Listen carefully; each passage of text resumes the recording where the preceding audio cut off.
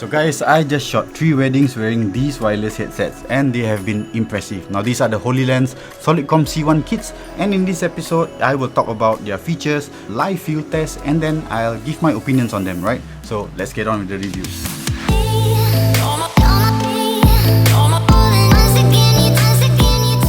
Alright, what's up fam, Rahim here, and usually in this channel I talk about drones, but in this episode it's gonna be a bit special because I'm gonna talk about what's in this box, which is opportunity. So I've mentioned before that my hustle for 2023 is gonna be not just YouTube, but also I'll be shooting for weddings, which is right now I'm with Lightside Weddings. So Hollyland reached out and sent me this big ass case. Now a quick disclaimer is that this is not a sponsored review, means I'm not being paid to say whatever I need to say, so I'll say whatever I want. And suddenly it's night time guys. Sorry for the sudden change in lighting because I had to stop halfway through this recording to get some other work done. Anyways, let's get on with the features of the Solidcom C1.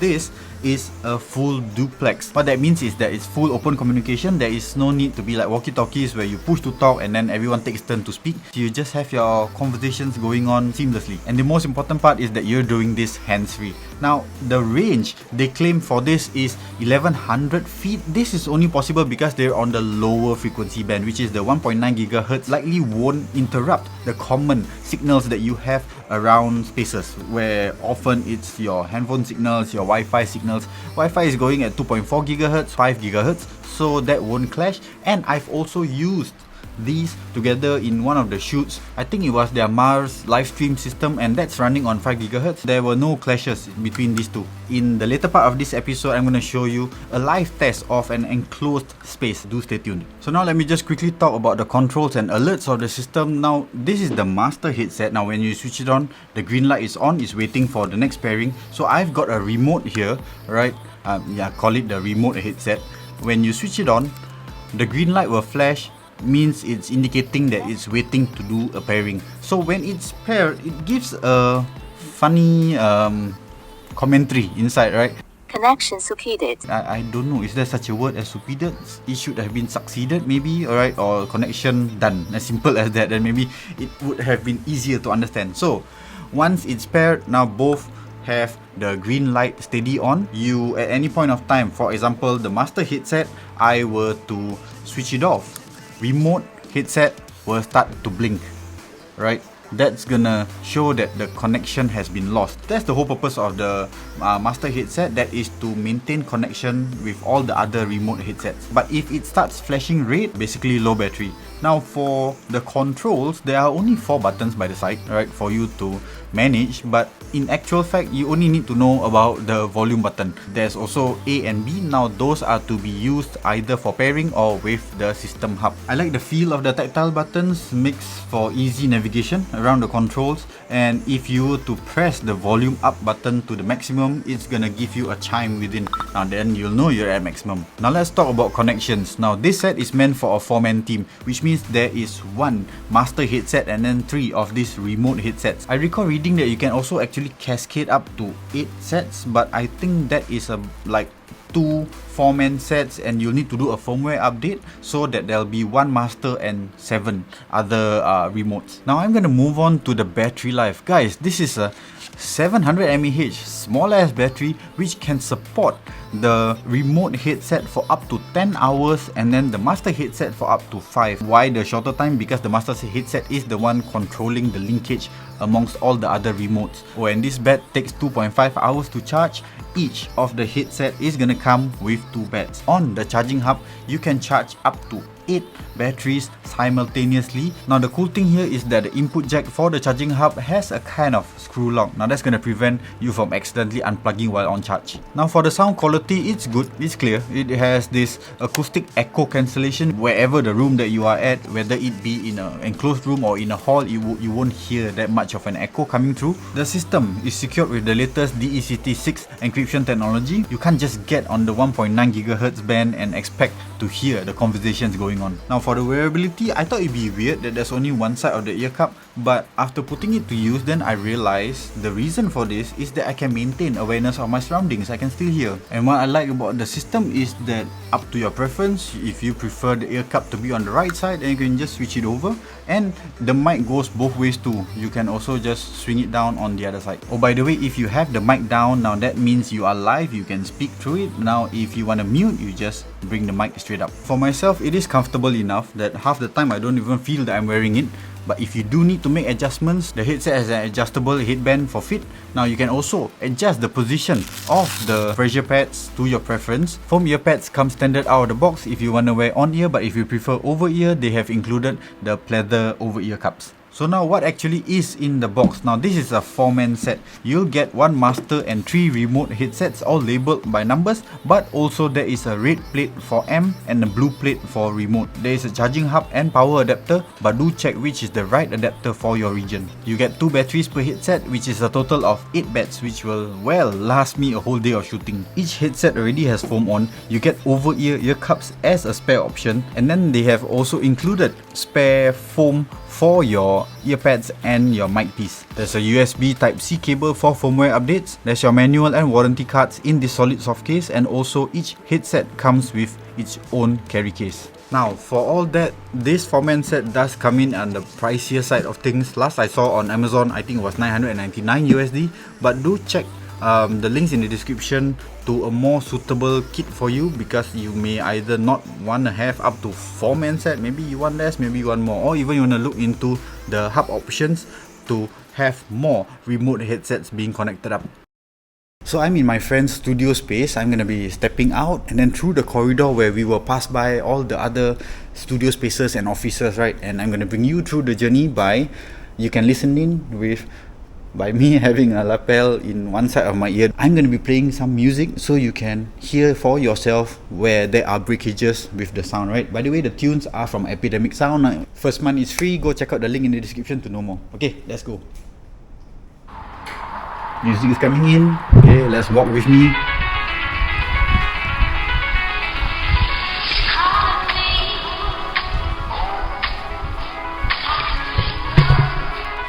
No, you do not need to see what's in the studio.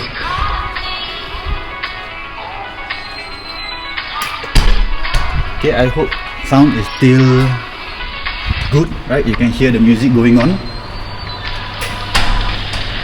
So, I stepped out from his studio. I'm walking past the lift lobby right now, right? That, I thought that this would already give some interference, but it's still holding true. I still hear the sound. Okay, still walking through. Estimated about 50 to 100 meters clean. So far so good.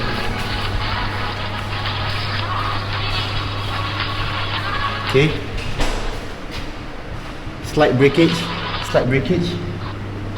I think it's depending on how I'm facing, right? Because there is this head that is blocking the signal. So if I were to face this way, okay, I still hear. I can hear the music. Let's keep going.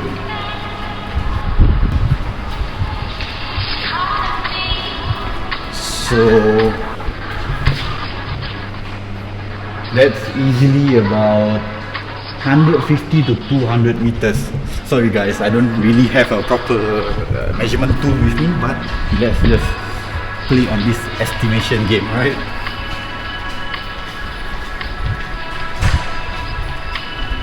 Okay. Still okay. Oh, breakage. Clean. Okay, breakage is getting consistent now.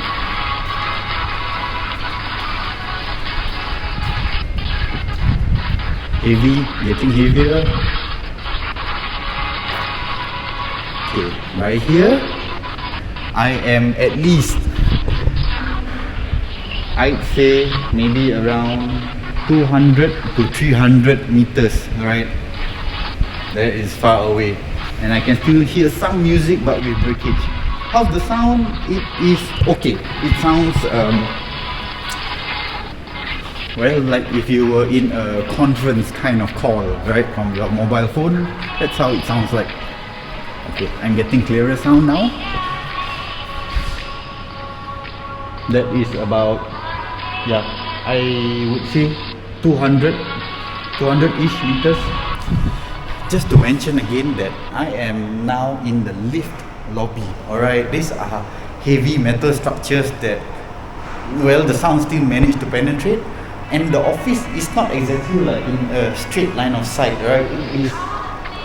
It has to cut through the lifts. So it's impressive that it can still hold the link all the way until like 200 to 300 meters. So now let me just share my experience of using these out on the field. Guys, I loved it. I had a lot of fun with my team. My team equals to me, the secondary shooter, and then there is the primary shooter who I take cues from, and then there is the photographer. So usually the fourth set is left as a spare. So the three of us would be doing our own thing. We are all over the event space, be it capturing moments or doing B-rolls. But when there are like critical moments, like for example where there is a walk-in after an outfit change, now that's where there is precision because of the communication that is established. Primary shooter tells me that, Rahim, stand by in front so that you can capture from the side, and then he'll be taking a wide angle sweeping gimbal shot from the dead center, and that's where, okay Rahim, you're gonna enter the shot, move, okay, and then I'll be like,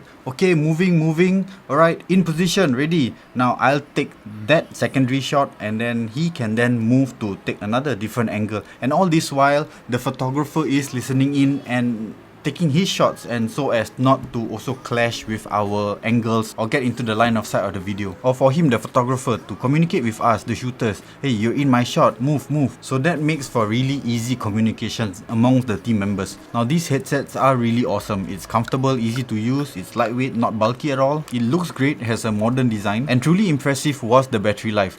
I had this 8-hour shoot where I only had to change the battery for the master headset once, but not at all for the remote headsets. Now of course there were times that there were lull periods, then we had the units switched off. For the most part it stayed on, and I didn't even actually had a low bat with the master headset. I just didn't want it to fail, so I just switched it out. Now I think the connectivity was undersold because, yeah, I know it can go up to 1100 feet, but in an enclosed space it was quite impressive because there were times where I was out of the event space, I went to the gents, I went to walk around the space to capture some B-rolls, and yet we were still communicating, we were still chatting. I really love it that you can wear this on either side, because some shooters prefer to have the ear cup on the left while others prefer it on the right. It's purely a preference kind of thing, and I'm glad they gave foam pads and the additional ear cups, but personal preference, I'm using the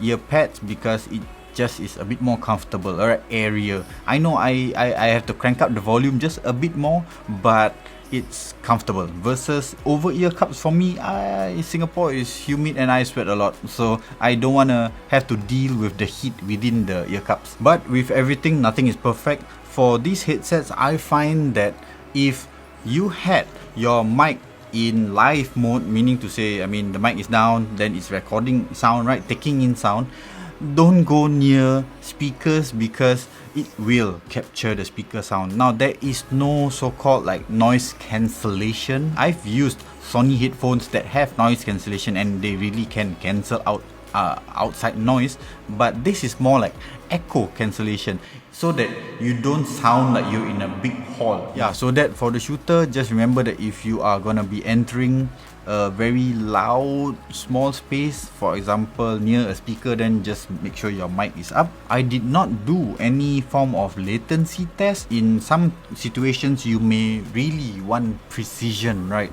like to down to the every microsecond, but I don't really need that. I just need clear communication. So yeah, that's my review of these headsets. Now I've not had other brands to really review and compare, but I hope that this video has served well for you to make a sound decision on whether the Hollyland headsets are suitable for you, or maybe you want to go for other brands, be it cheaper, better, or whatever it is, right? For me, these headsets serve its job very well. Now I'm gonna wrap it up right here. If you've liked this episode, do give me a thumbs up, subscribe if you're not already. Now do chat with me, I'll get back to you as soon as I can, and like I always finish off with my drone videos, pilots, as always, I'll see you in the skies. Peace.